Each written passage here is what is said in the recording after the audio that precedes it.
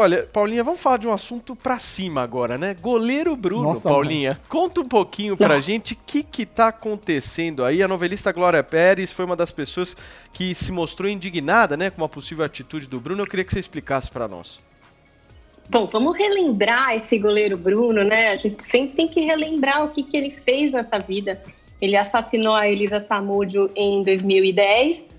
Ele foi condenado a uma pena de 20 anos e 9 meses pela morte de Elisa, pelo sequestro e cárcere privado do Bruninho, que era filho dos dois. E ele também havia sido condenado por ocultação de cadáver, uma pena que depois foi extinta, depois da Justiça de Minas entender que o crime prescreveu, né?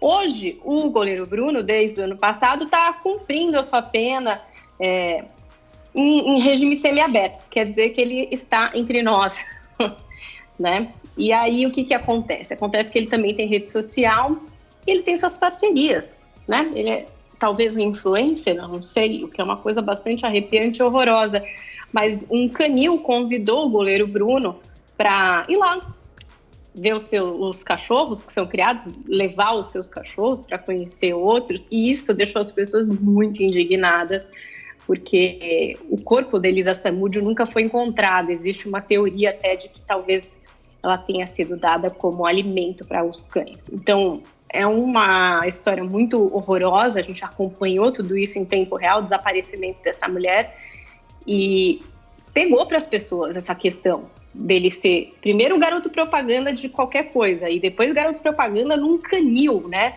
A Glória Pérez ficou muito indignada, ela que é autora de novelas, que perdeu a filha também numa situação muito delicada, né? E uma história até tétrica. Então ela foi lá, postou a foto do goleiro Bruno com os cães, como se fosse ali um grande momento, né? Felizão ali com seus cachorros, e escreveu: é um deboche, né? E aí, na verdade, isso traduziu que muitas pessoas também pensaram a respeito disso, né? Porque o Bruno vai lá, posta essa foto e diz: tive o prazer de conhecer um canil incrível da raça do meu filho Buba, deve ser o cachorrinho dele, né? Levei meu Buba para conhecer novos amigos e brincar bastante, encontro muito produtivo. Isso pegou as pessoas de uma forma, enfim, que dá para compreender, né? Porque eu também vejo Sem isso dúvida. e acho bastante ofensivo até, não sei. E aí eu não sei como é que isso vai repercutir para esse canil, né? Que ideia, gente, quem que tem essa ideia, né? Nossa, Ele que só boa ideia, matou vamos uma fazer o pessoa, goleiro né, Bruno. Paula? Só matou, Gente, né? Como se fosse uma coisa pequena, né? eu acho muito complicado. A gente sempre também fala, né, que as pessoas cumprem suas penas e depois elas, enfim, têm direito a entrar na sociedade, enfim, continuar suas vidas.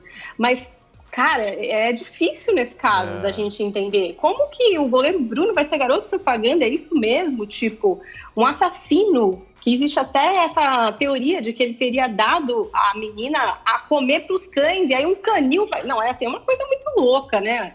Não dá para entender realmente e gera muita indignação. Ô, Paulinha, eu particularmente sou favorável a algo que não existe no Brasil, que se chama prisão perpétua. A pena de morte eu acho que não é um caminho positivo, mas prisão perpétua eu defendo. Adriles, deixa eu te perguntar uma coisa. Você acha que o goleiro Bruno tem esse direito de viver como se nada tivesse acontecido, como se fosse antes ou não? Não, nunca. Minha resposta é muito simples, pela seguinte razão. A gente sempre coloca a prisão, né, como um método de reinserção e reeducação social formal do criminoso. Mas há um outro lado, né?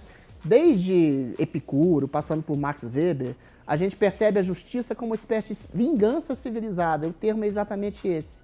A vingança é uma reparação do mal que o criminoso fez às pessoas, no caso, a mãe, aos amigos, a própria humanidade, né?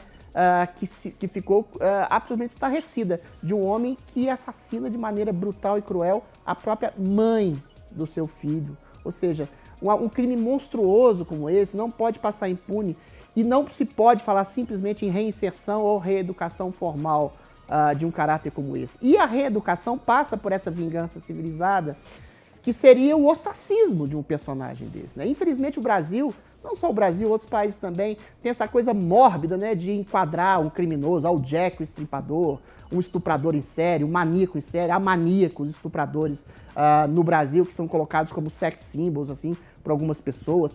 É assim, uma coisa mórbida, terrificante, que revela o pior lado da natureza humana. Quando esse canil se presta esse papel infame de colocar o goleiro Bruno como o elemento publicitário da sua propaganda, né? Ele está fazendo exatamente, está incorrendo nessa morbidez terrível. O goleiro Bruno não tem nenhum direito de ter qualquer tipo de vinculação de imagem publicitária no país, sob pena de realicerçar esse tipo de morbidez infame no aspecto da natureza humana, né? Ele poderia até ser lembrado, mas ser lembrado como um monstro que é, e que a reeducação e a reinserção social dele passa exatamente por todos relembrarem a ele constantemente que ele cometeu um ato gigantescamente monstruoso e imperdoável. A gente pode até perdoar a ação, mas não pode deixar a ação incólume, assim, passar a limpo. A gente tem que sempre lembrar o criminoso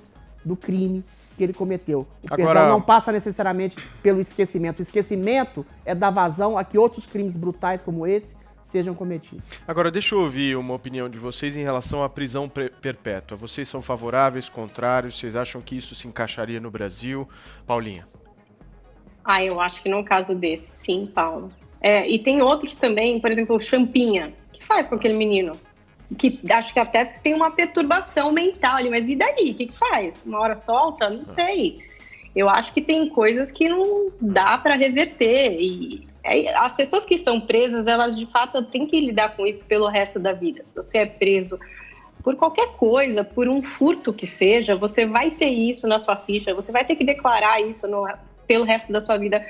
Agora, um assassinato, da forma como foi feito, né, todos os desdobramentos, essa questão da menina ser a mãe do filho, que não é incomum, né? Porque muitas mulheres são vítimas dos seus próprios parceiros nesses casos de feminicídio. Então, como que recupera isso? Como que a pessoa vai virar um garoto propaganda? Vai continuar, é um goleiro de um time, vida que segue.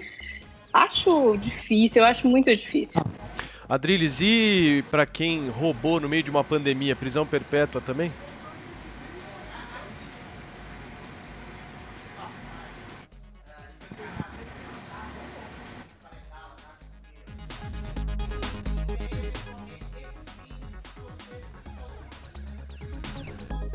Oi?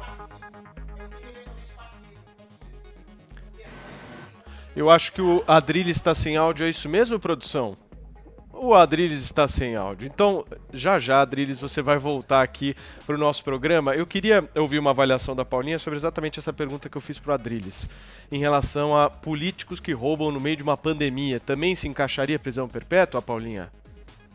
Olha, eu acho que pelo menos eles iam pensar duas vezes, porque aqui o que parece é que para crime de corrupção ninguém pensa duas vezes. E tem outra questão também, né? O goleiro Bruno, ele teve direito a advogados, enfim, ele tinha dinheiro e quem sabe não seja por isso que ele está cumprindo essa pena em liberdade, né?